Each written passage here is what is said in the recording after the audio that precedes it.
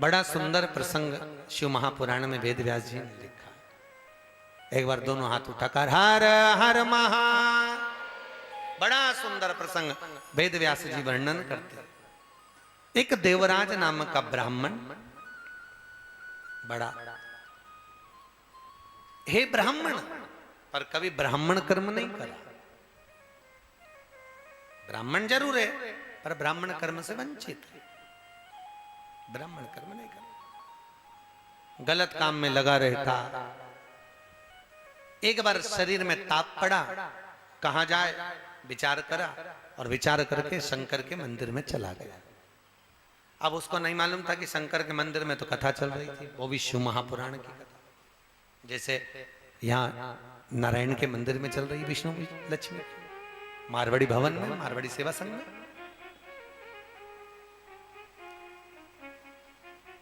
अब कई जो काम लोभ विषय आसक्ति तृष्णा में डूबे रहते हैं, उनको तो कथा की आवाज जैसी कानों में पड़ती तो उनको लगता मता फिर से वापस शोरगुल चालू हो गया। 3 घंटे तक महाराज बड़बड़ करे फिर कथा बोले।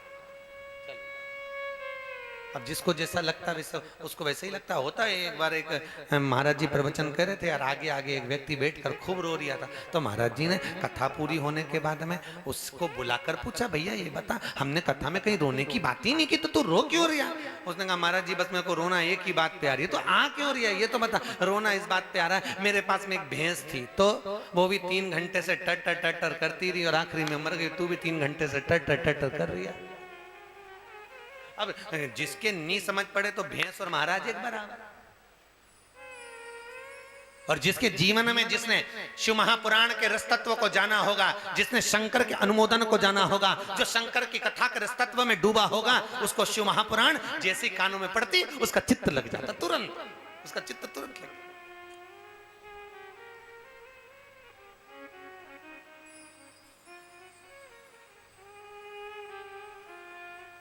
ऋषिकेश में गीताश्रम में और गोरखपुर में गीता वाटिका में जब हम लोग कथा करने के लिए जब पहुंचते तो जितने आश्रम के कमरे, गीताश्रम और गीता वाटिका गोरखपुर दोनों जगह ऋषिकेश, जितने कमरे गीताश्रम में, जितने कमरे गीता वाटिका में, सब कमरे से भगत लोग जो आवाज सुनते ही बस निकल के तुरंत जितने भी प्रवचन हो, जितनी भी कथा, तुरंत बाहर। क्यों? क्योंकि उसका एक ही लक्ष्य है कि हमको यहाँ यदि हम आए हैं तो किसी भी रूप में हमको पुराण मिल जाए, किसी भी रूप में हमको कथा मिल जाए, किसी भी रूप में। अब देवराज मंदिर के अंदर गया, कथा चल रही थी। जब जब हर हर महादेव बोले और देवराज को तो ताप पड़ रहा था, ठंड लग रही, बुखार आ रहा। अब बुखार आने के चक्कर में सिर भी दुख रहा। अब जैसे ही लोग हर हर महादेव बोले तो इसको गुस्सा है, बताओ कहां आ गया मैं भी, ये चिल्लाए जा रहा है और मेरा सिर दुखे जा रहा है। देवराज के मन में कथा रस तत्व प्रवेश नहीं करा, प्रवेश नहीं। अब जब कथा रस तत्व में देवराज प्रवेश ही नहीं कर पाया तो भी शिव की कृपा देखिए।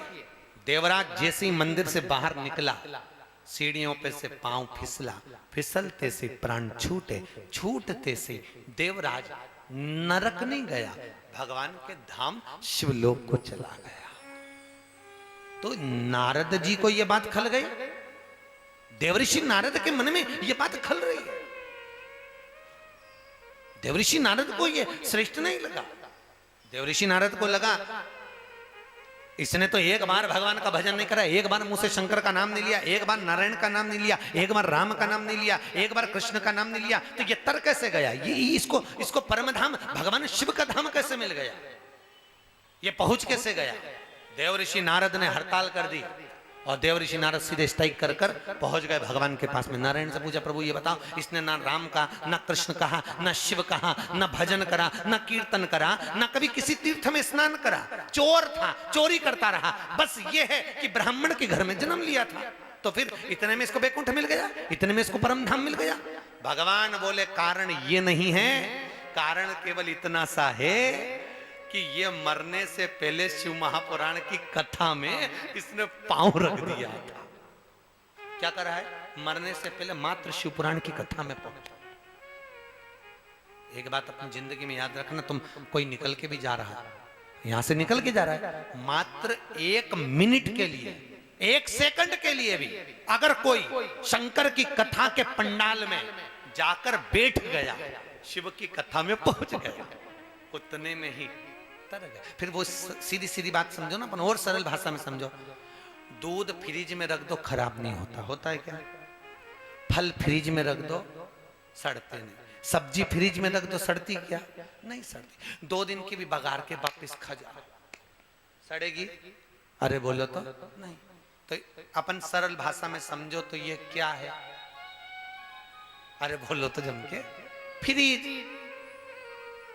और जो फ्रिज के अंदर आ गया फिर वो संसार में सड़ता न काम, न लोभ, न विषय, न वासना, न आसक्ति, न तृष्णा, सड़ेगा। सड़ते एक बार भगवान की कथा में जिसने पांव रख दिया, कोई भूल से भी अगर शिव महापुराण की कथा के पंडाल में 1 मिनट भी जाकर बैठ जाता है तो शास्त्र कहता है वो देवलोक जाने का अधिपत्य उसके भाग्य में लिखा जाता है।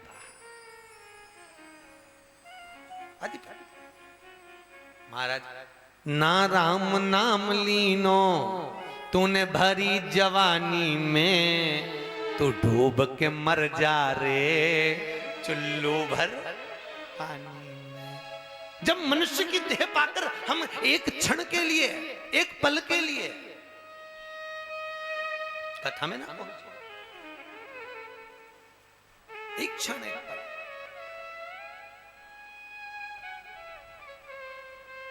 हम कहीं निकल कर जा रहे हो, कहीं शिव पुराण की कथा हो रही हो, तो एक पांव रख दो पुराण के पंडाल में। 5 मिनट भी अगर बैठ गए तो आपका जीवन सार्थक है। सब 5 मिनट बहुत, उतना। देवराज तर गया, भगवान शिव के धाम चले गया। नारद जी ने पूछा, शिव महापुराण इतनी रसवान है? हाँ। इतनी तात्विक सुख देने वाली? हाँ। हमें सुनना है, मिल सकती है ना? मृत्यु लोक में जाइएगा, कहीं भ्रमण करते हुए पहुंचिएगा, कहीं मां गंगा की और विश्वनाथ की कहीं कृपा हो गई, शंकर की कहीं करुणा हो गई, तो पोथी मिल गई, पुराण मिल गई। और शंकर जब कृपा करता है, फिर वही बात है, अकाल मृत्यु भो मरे जो काम करे चंडाल का, काल उसका क्या बिगाड़े जो भक्त हो महा काल का।